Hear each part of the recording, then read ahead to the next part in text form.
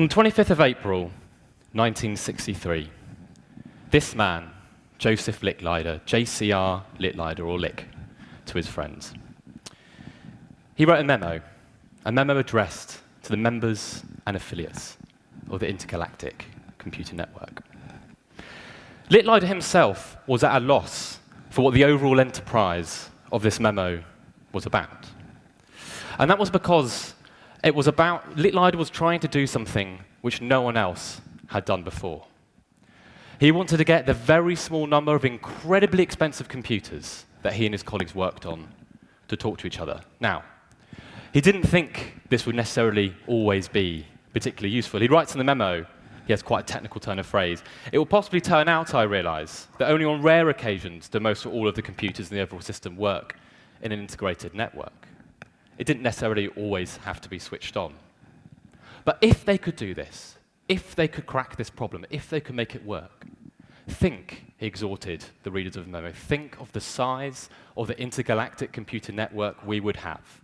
We would have at least 4 large computers, perhaps 6 or 8 small computers, and a great assortment of disk files and magnetic tape units. Think of the scale of hardware we could throw at collective problems." Licklider worked for the United States government. He worked for ARPA, the Advanced Research Projects Agency there. And this memo, I think, has as much claim as anything else to being the origin of the internet. But even here, at the very beginning, at the very birth of the internet, Licklider and his colleagues knew that from this humble technical origin, a great number of other origins would also be created as well. He wrote, reflecting on this sometimes later, that computers would allow decisions in the public interest, but also in the interest of giving the public itself the means to enter into the decision-making process that will shape their future. Right here, at the very birth of the internet, they knew that if you connected computers together, you would change the way that human beings connected with each other. You could change how politics works. You could change how power works. In other words, the origin of the internet has always been wrapped up with another origin as well, the origin of digital democracy. Now, of course, we are all members of Licklider's intergalactic computer network. The internet has spread further and wider and more profoundly than even Licklider could possibly have imagined. So has his vision come true? Has the rise of the internet changed how politics works? Has it given the public a greater say in the decisions that affect their lives? Has it changed our democracy? My answer is that for most of us, most of the time, it really, really, really hasn't. It is incredible how the internet has changed so many different parts of our lives, from where we shop to how we fall in love. But it has barely changed at all our role as citizens. It has barely changed at all how we can become involved in the decision-making process. It has barely changed at all our system of democracy. So I think that the rise of the internet so far has stubbornly resisted the beckoning future that Licklider pointed towards. Rather than making us more powerful as citizens, the internet, firstly, has made us just another target of just another advertising campaign. Here are messages sent after the UK Prime Minister, David Cameron, performed in a debate. Matt Hancock, an MP, whoa, what a strong, commanding performance from David Cameron tonight. The Conservative main Twitter account, commanding performance from the PM tonight. Ed Vaizey MP, a Conservative MP, strong and commanding performance from David Cameron tonight. The Press Office, strong, commanding performance from David Cameron. Jim Messina, the Conservative pollster, strong, commanding performance from David Cameron. The Tory Treasury, can you guess what that one is? Strong, commanding performance. Rather than telling us what they really think, politicians often use the internet to echo the same empty sound bites, the same message discipline around the internet. And when we jump into digital politics, we also jump into digital tribes. This is our Twitterverse that we created for the UK general election. And every tiny dot, every star in this galaxy is one of hundreds of thousands of different Twitter accounts that jumped into that rolling, sometimes very rude, sometimes very interesting digital debate, which helped us decide our political future. And the location of every star in the sky is absolutely no accident at all. Those who tended to retweet each other, those who tended to follow each other, those who tended to see each other's information and to pass it on, they are close together, and those that didn't are further apart. And of course, as we tended to follow and retweet and share the information of people that we agreed with, of course we jumped into digital tribes. There's a Labour tribe, there's a Conservative tribe, there's a Scottish conversation happening entirely unto itself. Each of these an echo chamber.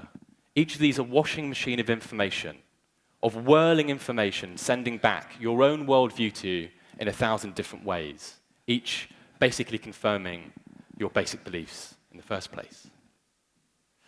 And when there is difference on social media, when there is disagreement, all too often it descends into abuse. These are the favorite swear words of over 100,000 people sending a deluge of abuse into politicians. They'd have enough of the campaign, they'd had enough of politicians, and they wanted to tell them that. These are their favorite words that they used. But politicians themselves, tired, ragged from the campaign, anxious by potentially losing their job, well, they sent over 1,000 messages of abuse back to constituents and to other politicians as well. Now, all of this is political. All of this, I think, is profoundly changing the way that elections are fought. All of this is changing the way that power is won. But none of this is democratic. None of this is actually changing the way in which decisions are made. None of this is changing the role of people in those decisions. So I think so far, Litlider's vision of an internet which actually creates more powerful citizens with a greater say in the decisions that affect them, that hasn't yet been achieved. Now, democracy. Democracy is a lofty idea. It's one of a very special few ideas that almost everyone in this room would agree with. But like the loftiest of ideas, democracy always produces a train of practical challenges. How do you really put the people in charge? What systems do you have to create? What balances do you have to strike? What boundaries do you have to police? What powers do you have to create to really express the people's will in the decisions that are taken on their behalf? The devil of democracy has always been in the detail. And it was detail that we badly needed at the origin of democracy in my country, the UK, in 1649. The English Civil War was just over. The smell of gunpowder was still hanging in the air. Our headless king, Charles I, was still lying on the scaffold. We badly needed a form of democracy that we could make work. And we faced a huge, huge problem. There were too many people spread out of too vast a country, too busy, too ungovernable to directly rule. We needed something else. And one man, now often forgotten, a man called Henry Parker, he had the answer to this. And in doing so, he authored a system of democracy which will be familiar to everyone in this room. A system of democracy which has come to dominate how we understand democracy today. In this pamphlet, so innocuously titled Observations, he reasoned that people could be sovereign, could rule, if a parliament was. Parliament was what you needed. Parliament that could represent, literally to represent the nation, but conveniently small, all in one room, able to debate, able to make decisions.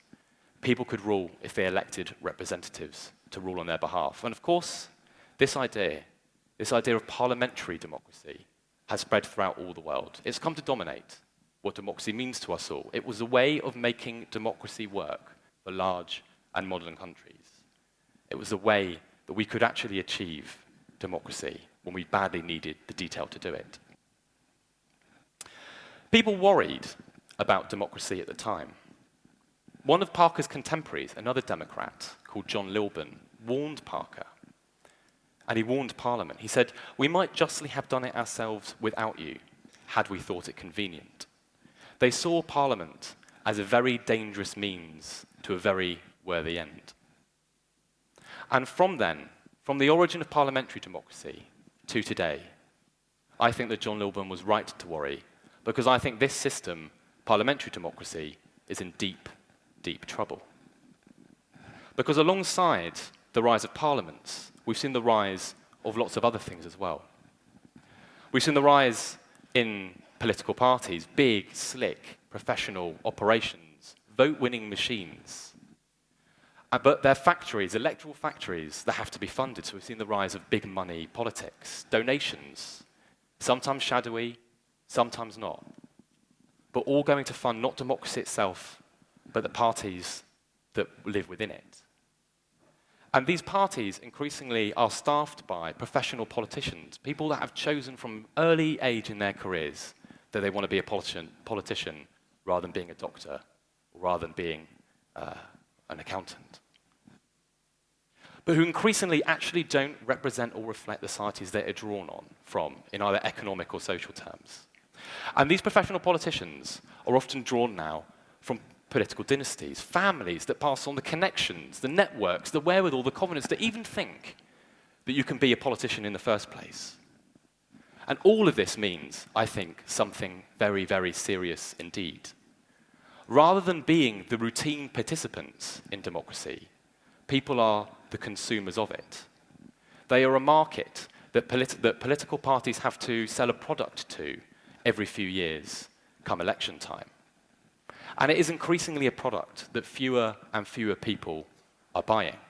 Never before have we felt so alienated from our political system. Never before have we felt that Parliament so little speaks on our behalf. Never before have we felt so distant from either our politics or the decisions that are made on our behalf. In the UK, 80% of people don't trust their political leaders to tell the truth. Here in Greece, 88% don't trust their political leaders. Indeed, my hosts were surprised the number wasn't even higher. Disaffection, skepticism, cynicism in politics are all on the rise. In general, electoral turnout is falling, party political membership is falling. People are turning to other ways to try and improve their society. All of this, I think, is deeply, deeply serious indeed. Now, this was never part of the plan. What Littleider, I think, was imagining at the very birth of the internet was a return to another kind of democracy before parliaments, a kind of democracy which traces its origins all the way back to here, to Greece, to Athens, to the ancient assembly. Why I think Littleider is a visionary, and what I think is true today, is that for the first time in perhaps centuries, the internet allows genuine alternatives to parliamentary democracy to become possible. The practical difficulties that were faced when we first invented the system of parliamentary democracy no longer are quite so difficult anymore. And this is what I think is going to happen next. I think people are going to begin to use the internet, they're going to begin to use technology, they already are, to invent alternatives to the parliamentary democracy and take power away from parliaments and from political parties and find ways of safely transferring that back to the people. And the first alternative is direct democracy. A democracy without delegates, without parliaments, where people vote constantly and directly in the decisions that affect them. The sheer number of people and their distance apart want such practical difficulties, such difficult obstacles to overcome in the 1640s, now no longer matter that much anymore. And there are already a flood of platforms, direct, digital, democratic platforms that are beginning to allow this to happen. Now, many of them aren't used very much, and it's difficult to know how to use this in a way which works and is safe. But I think demand for this kind of direct democracy will continue to grow. I think sooner or later we will see these kinds of technologies plugged into the formal decision-making process. But the internet hasn't made any of us less busy, and so we also have liquid democracy, where votes can travel around in a system as easily as information or money does. You might give your vote on defense policy to someone that you trust. You might give your votes on economic issues to someone else. And others might give their votes to you to vote on an issue that you passionately care about, that you're active within. All of these votes circulating around in a system fluidly, constantly, dynamically. votes that can be revoked at any time. And how's this for a final radical idea? Bitcoin democracy.